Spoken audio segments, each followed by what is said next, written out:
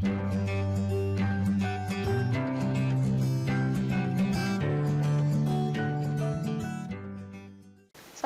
warahmatullahi wabarakatuh. Ibu akan menjelaskan di materi ini yaitu kelas 11 bab 3 tentang materi yang berjudul melaksanakan pengurusan jenazah. Nah, setiap orang yang bernyawa pastilah akan meninggal. Kullu nafsin dha'iqatul maut. Nah, terhadap orang yang meninggal, kita sebagai orang yang hidup terbebani dengan 4 kewajiban. Yang mana 4 kewajiban itu merupakan kewajiban atau namanya fardu kifayah atau fardu kewajiban kolektif. Yang maksudnya itu kewajiban yang dilakukan hanya oleh sekelompok orang. Tapi bila tidak ada seorang pun yang melakukannya, maka semuanya mendapatkan dosa. Nah, apa saja yang 4 itu, 4 hal yang wajib yang dibebani terhadap kita ketika ada orang yang meninggal. Nah, 1 diantaranya memandikannya, kedua mengkafaninya, ketiga menyolatkannya, dan keempat menguburkannya. Jadi ketika ada seorang muslim yang meninggal, maka terhadap orang yang masih hidup itu haruslah melaksanakan yang 4 hal ini: memandikannya, mengkafaninya, mensolatinya, dan menguburkannya. Nah, baiklah, kita belajar cara-cara memandikan jenazah. Dalam memandikan jenazah kita tidak boleh sembarangan memandikan, boleh diseluyur-beluyur gitu kayak pakai air. Tapi ada syarat-syaratnya, ada cara-caranya. Gimana cara-caranya? Nah, syarat-syaratnya dulu ya. Syarat-syarat memandikan jenazah. Nah, syaratnya jenazah yang harus dimandikan itu jenazah yang mati, baik itu terdapat semua tubuhnya ataupun kita menemukan bagian tubuhnya sebagian, misalkan tangannya saja. Kita misalkan ini ada kasus pada kecelakaan pesawat misalkannya, ada pesawat celaka misalkan, ternyata penumpangnya itu meninggal semua, dicari korbannya, ternyata korbannya sudah pada hancur, cuman yang ada itu yang diketemukan cuman sebagiannya, yaitu bagian tangannya, kakinya. Nah, itu harus dimandikan sesuai biasanya, gitu, meskipun terdapatnya sebagian tubuhnya, apalagi yang tubuhnya masih utuh harus benar-benar itu ya. Nah, ini berikut tata cara memandikan jenazah. Gimana cara-cara memandikan jenazah? Apakah sama seperti memandikan orang yang masih hidup? Tidak. Gimana? Nah, ini caranya memandikan jenazah. Jenazah itu harus ditempatkan di tempat yang tertutup. Nah, di tempat yang tertutup agar tidak banyak orang yang bisa melihat, di tempat yang tertutup ya. Kedua, mayat diletakkan di tempat yang agak tinggi. Biasanya kalau di kampung-kampung, di kampung saya utamanya ya, suka ditaruh di atas gedebong pisang tuh ya. Kalau di tempat-tempat yang sudah agak di kota-kota itu suka ada tempat memandikan jenazah ya, yang terbuat dari besi apa tuh. Nggak apa-apa lah di mana saja, yang penting tidak boleh diletakkan di lantai, harus ditinggikan sedikit. Ketiga, dipakaikan kain basah. Nah, si jenazah itu harus ditutup pakai sarung seluruh tubuhnya. Jadi tidak boleh ditelanjang gitu, harus ditutup auratnya itu. Ketiga, mayat harus didudukan dan disandarkan. Ketika dimandikan, jenazah itu harus disandarkan, didudukan. Supaya apa? Supaya najis-najis yang ada di dalam perutnya pada keluar. Nah, sambil kalau menurut anak-anak itu diurut-urut ininya, perutnya dikeluarkan najis-najisnya ya. Nah, gitu. Lanjut lagi, mau wudukan. Kalau sudah bersih badannya, dibuang najis-najisnya, maka mayat tersebut, jenazah itu haruslah diwudukan sebagaimana kita biasa berwudunya. Nah, berwudu. Nah, kalau sudah diwudukan, disunatkan dibasuh lagi sebanyak 3 kali. Nah, berwudunya biasa saja seperti kita layaknya kita berwudu 3 kali membasuhnya. Nah, itu cara memandikan jenazah ya. Nah, setelah selesai kita memandikannya, kita haruslah mengkafani jenazah.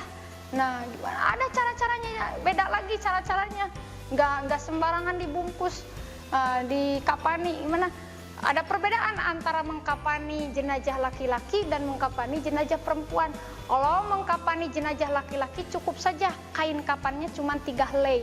Kalau jenazah perempuan harus 5 helai. Nah, ini cara-caranya ya. Nah, setelah beres dimandikan, jenazah itu kita taruh di atas kain kafan yang sudah ditaburi kapur barus biasanya ya. Ditaburi kapur barus.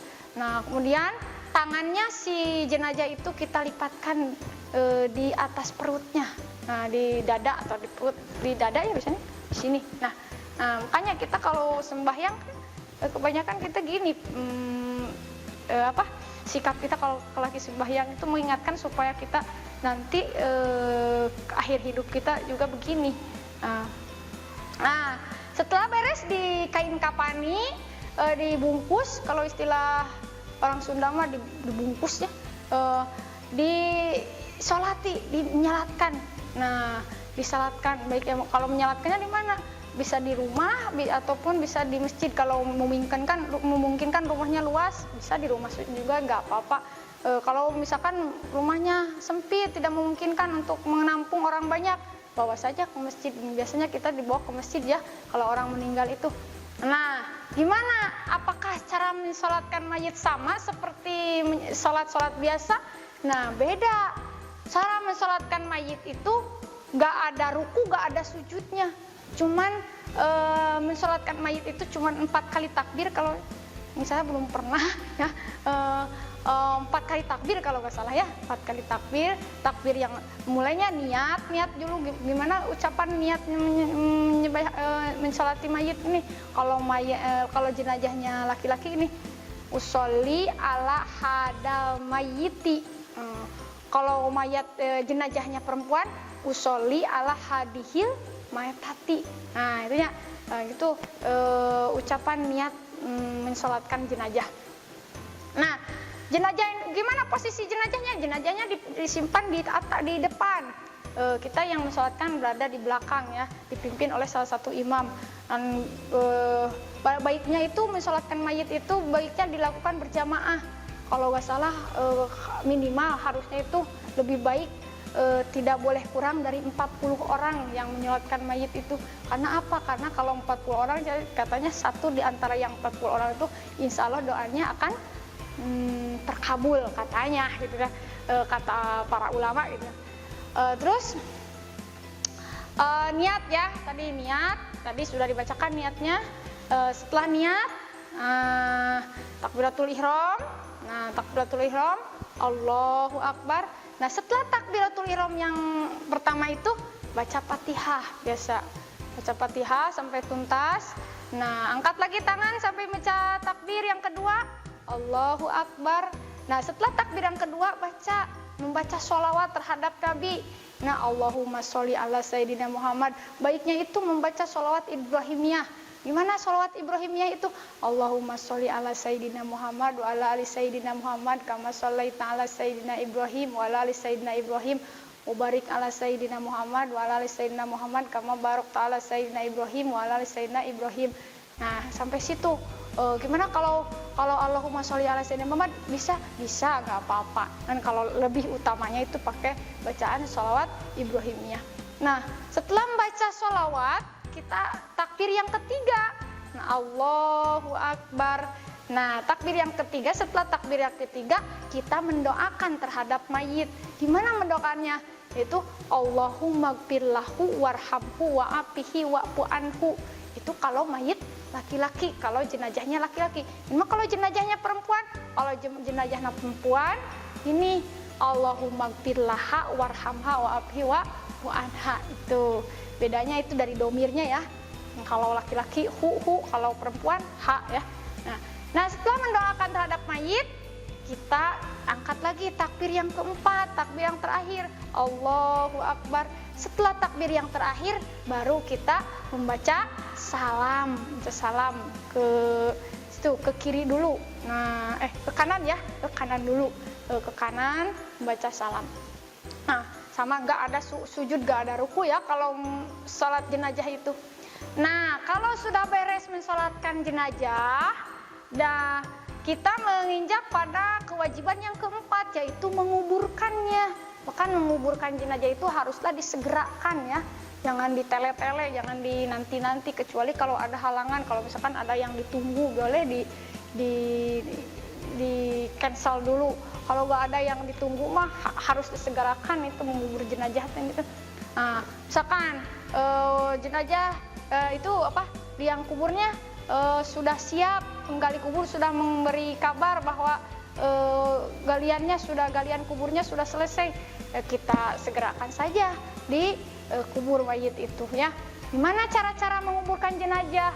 Nah, Rasulullah terhadap kita menganjurkan bahwa jenazah itu haruslah dikubur lebih baik pada waktu siang hari ya. Gimana kalau meninggalnya malam? Ya kalau kan kata tadi harus disegerakan. Kalau malam gimana meninggalnya? Ya kalau memungkinkan silahkan saja malam juga, pada waktu itu juga silahkan dikuburkan.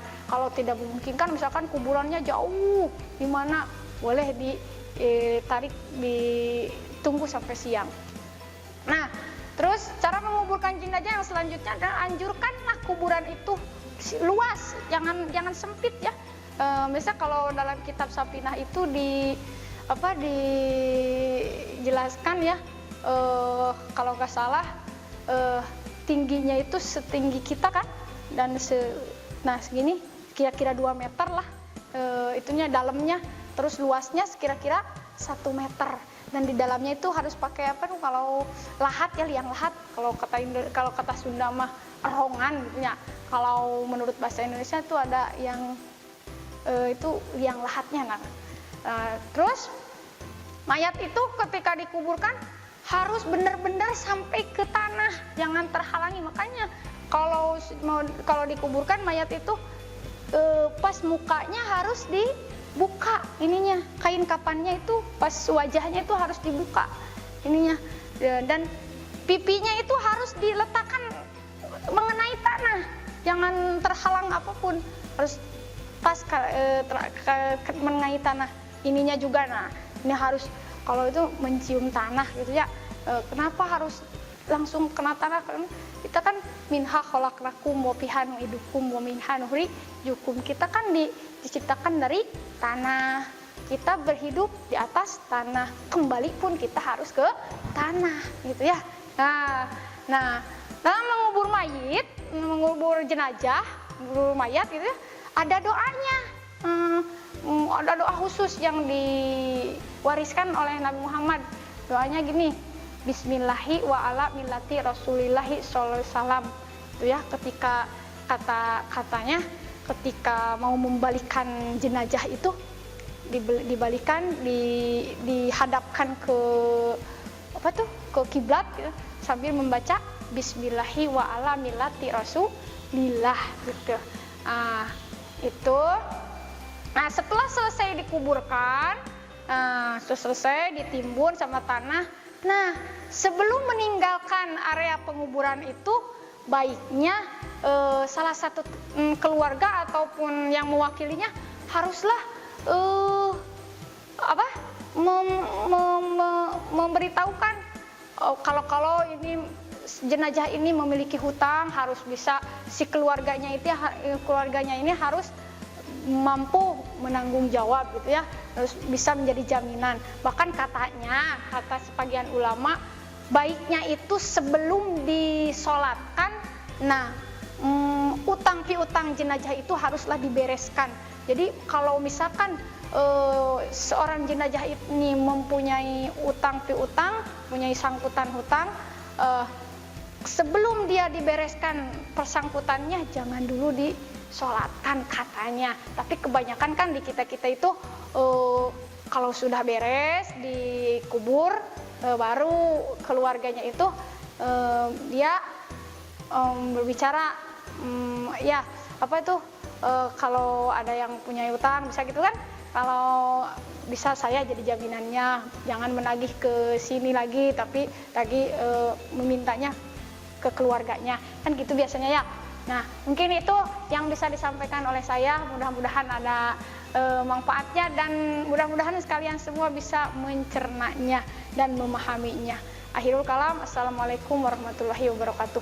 Kunjungi sosial media lainnya seperti website kami di pkbmalfata.com, Facebook PKB Malfata Mananjaya, Instagram PKB Malfata Official, dan terima kasih telah klik video ini. Jangan lupa like, comment, share, dan subscribe untuk menunjukkan dukungan kamu terhadap channel ini. Enjoy the video PKB Malfata.